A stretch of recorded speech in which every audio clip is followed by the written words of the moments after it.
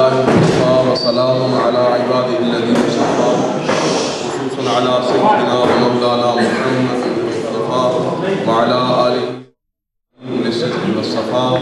أما بعد فأعوذ بالله من الشيطان الرجيم. بسم الله الرحمن الرحيم. شهر رمضان الذي أنزل فيه القرآن هدى للناس ببينات من الهدى والفرقان. صدق الله مولانا العظيم وبلغنا رسوله النبي الكريم ونحن على ذلك من الشاهدين والشاكرين والحمد لله رب العالمين. الصلاة والسلام عليك يا سيدي يا رسول الله وعلى آله وصحبه الصلاة والسلام عليك يا سيدي يا رسول الله وعلى آله وصحبه يا حبيب الله. الصلاة والسلام عليك يا سيدي يا رسول الله وعلى آله وصحبه يا حبيب الله. معزز خواتین حضرات، آج میں نے جو اپنی کلاس کا جو سبجیکٹ رکھا ہے، حالانکہ بنیادی طور پر جو شروع کی تھی بات وہ گریوز کے بارے میں شروع کی تھی، پھر بیچ میں معراج شریف آیا، اس وجہ سے پھر شب برات شریف آئی. موضوعات اپنے اصل ہم موضوع سے ہٹتے چلے گئے. اس وقت چونکہ 2 دنوں کے بعد رمضان مبارک تشریف لا رہا ہے، اس لحاظ سے میں نے یہ مناسب سمجھا کہ اپنے دوستوں کی رمضان کی تیاری کرائی جائے اور بتایا جائے کہ کتنا مقدس اور کتنا عظیم مہینہ جو ہے وہ جلوہ گر ہونے والا ہے. اس لیے بتایا جائے کہ یہ کوئی بچے ہیں، یہاں پیدا ہوئے ہیں، یہاں پلے ہیں، یہاں بڑے ہوئے ہیں اور یہاں کے ماحول میں رہے ہیں. پاکستان جیسے ماحول ان کو نہیں ملے، مسلمان ملک میں رہے ہوں جہاں پتہ ہو کہ رمضان مبارک کیسی عظمت ہوتی ہے. اس لیے ان کی تربیت کے لیے، پھر بعض بزرگوں کی تربیت کے لیے کہ بہت سارے لوگ ہیں کہ جن کو سارا سال وہ ٹھیک رہتے ہیں لیکن رمضان آتا ہے تو ان کی طبیعت خراب ہو جاتی ہے، روزے چھوڑنے کا کوئی نہ کوئی عذر بنا لیتے ہیں. ان کو بتایا جائے کہ ان کو اگر سمجھ آ جائے کہ ایک روزے کا کتنا ثواب ہے، اگر بندے کو یہ احساس ہو جائے کہ یہ جاب میں کروں گا اتنے پیسے مجھے ملیں گے تو وہ کر بھی سکتا ہو تو نہ کرے، تو اس جیسا بے عقل انسان کسی کو نہیں کہا جائے گا. تو اس طرح ایک روزے جس کا پتہ ہو کہ ایک روزہ رکھنے کے بدلے میں اللہ تعالیٰ کتنا ثواب عطا کرتا ہے، اس وقت میرا خیال ہے کہ بہت ساری عقلیں جو روزہ چھوڑنے پر تیار ہوں انشاءاللہ وہ روزہ رکھنے کے لیے تیار ہیں. سارے ساتھیوں سے گزارش ہے ذرا توجہ لگا کے باتیں سنیں گے. بہت ساری باتیں کانوں کو اچھی نہیں لگتی، سنتے وقت مزہ نہیں آتا لیکن ان پر عمل کرتے وقت بڑا مزہ آتا ہے.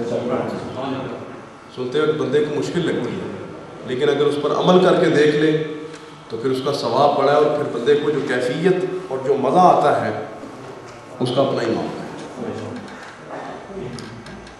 میں اس وقت آپ کے سامنے چند احادیث نبی پاک علیہ الصلوۃ والسلام کی آپ کے سامنے پیش کروں گا تاکہ نبی پاک علیہ السلام کی زبان سے آپ کو پتہ چلے کہ نبی پاک علیہ السلام نے رمضان کے حوالے سے کیا فرمائی ہے. محراب و منبر پر ایک پڑھی جانے والی ایک بڑی مشہور حدیث آپ کے سامنے میں پیش کرنے لگا ہوں. یہ بخاری شریف کی حدیث ہے. حضرت ابو ہریرہ رضی اللہ عنہ اس کے راوی ہیں. کہتے ہیں کہ نبی پاک علیہ السلام نے ارشاد فرمایا کیا قال اللہ عز و جل کہ اللہ تعالیٰ نے ارشاد فرمایا. سرکار کہتے ہیں کہ اللہ تعالیٰ ارشاد فرماتا ہے. تو میں نے آپ کو بتایا حدیث قدسی. حدیث قدسی، حدیث قدسی کس بات کا نام ہے کہ وہ بات جو اللہ تعالیٰ ارشاد فرمائے اور نبی پاک علیہ السلام صرف اس بات کو نیریٹ کرے. ٹھیک ہے، سمجھ آتی ہے بات؟ بات اللہ کی ہو، بات اللہ کہے اور سرکار علیہ السلام اس کو اسی طرح بیان کریں جس طرح کہ ان کو اللہ کی طرف سے ملی ہے. اس کا نام حدیث قدسی. نبی پاک علیہ السلام کی ہر بات اللہ کی وحی ہے، ریویلیشن ہے. وما ینطق عن الہوا. نبی پاک علیہ السلام اپنی خواہش سے نہیں بولتے، اپنی مرضی سے نہیں بولتے، لیکن کس سے بولتے؟ ان ہوا الا وحی یوحی. کہ جو بھی سرکار بات کرتے ہیں نا اللہ تعالیٰ وہی کرتا ہے تو بات کرتا ہے. حتیٰ کہ علماء نے یہاں تک کہا ہے کہ نبی پاک علیہ السلام گھر کے اندر جو اپنی ازواج مطہرات سے اپنی وائفز ان سے جو بات کرتے تھے وہ بات بھی اللہ کی مرضی سے کرتے تھے. یعنی دنیا کی بھی باتیں جو سرکار کرتے تھے وہ بھی رب کی مرضی اور رب کے وحی سے فرمایا. اگرچہ اس میں اختلاف ہے، کچھ علماء کی رائے اس سے مختلف ہے، لیکن اہل سنت کے جمہور علماء یہی کہتے ہیں کہ نبی پاک علیہ السلام نے جو گھر کی باتیں بھی کی ہیں، گھر کے اندر بھی کی ہیں، دنیاوی معاملات پر بھی کی ہیں، کچھ سودا سلف لینے کی بھی کی ہیں، بازار میں مارکیٹ میں بھی کی ہیں، وہ بھی وہ کی ہیں جو اللہ نے چاہیے. اس لیے سرکار کی ہر بات ہی وہی ہے. لیکن پھر حدیث قدسی کہنے کا کیا مطلب ہے؟ سرکار کی حدیثیں دو طرح کی ہیں. ایک وہ حدیث کہ اللہ تعالیٰ ارشاد فرمائے اور نبی پاک علیہ السلام انہی ورڈز میں، جن ورڈز میں آپ کو ریویلیشن ہوئی ہے حدیث کے نام سے، انہی ورڈز کے ساتھ نبی پاک علیہ السلام آگے نیریٹ کر دیں، بیان کر دیں، وہ حدیث قدسی ہوگی. لیکن ایسی بات جو اللہ تعالیٰ حکم فرمائے اور نبی پاک علیہ السلام they use their own words, that حدیث کا پروفٹ حدیث، وہ حدیث قدسی نہیں ہے. لیکن ہے وہ بھی اللہ کی وحی ہے. یہ دیکھیں قرآن بھی اللہ کی وحی ہے، حدیث قدسی بھی اللہ کی وحی ہے، اور حدیث غیر مطلوب یہ بھی اللہ کی وحی ہے. لیکن ان تینوں میں فرق ہے.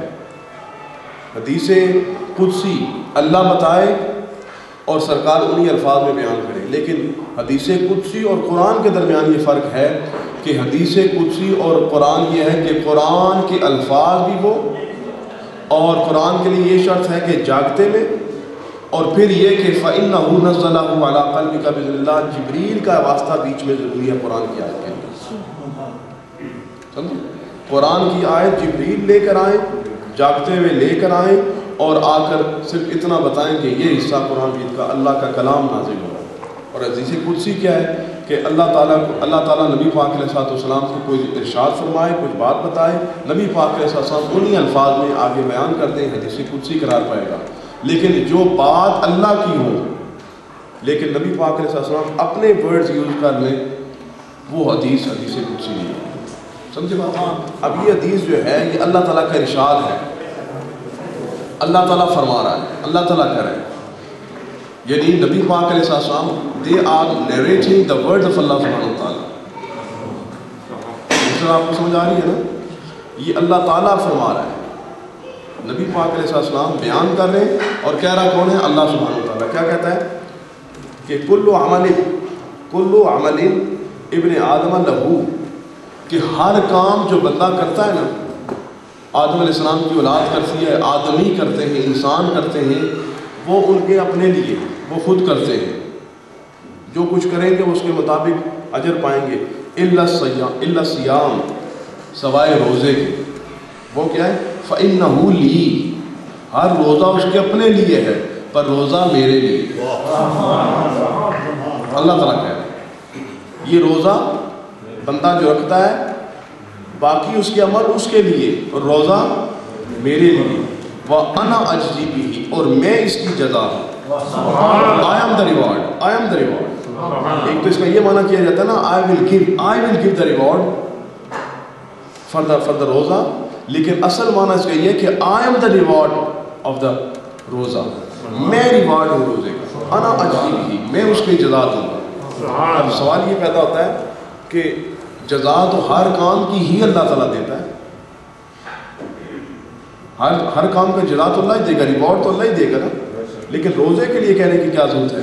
کہا کہ باقی جو ہے نا، جتنے ہم نے تمہیں نیکیاں بتائی ہیں، مثلا تم نماز پڑھو تو نماز کا یہ ثواب ہے، روزہ زکوٰۃ دو تو اس کا یہ ثواب ہے، اور سخاوت کرو تو اس کا یہ ثواب ہے، پیسے دو تو اس کا یہ ثواب ہے. لیکن روزے کا ثواب صرف میں ہی جانتا ہوں، کیونکہ میں خود اس کی جزا بن گیا ہوں. اس کی جزا میں دوں. سمجھ رہے بات کو؟ وَأَنَا أَجْزِي بِهِ، میں اس کی جزا دوں گا.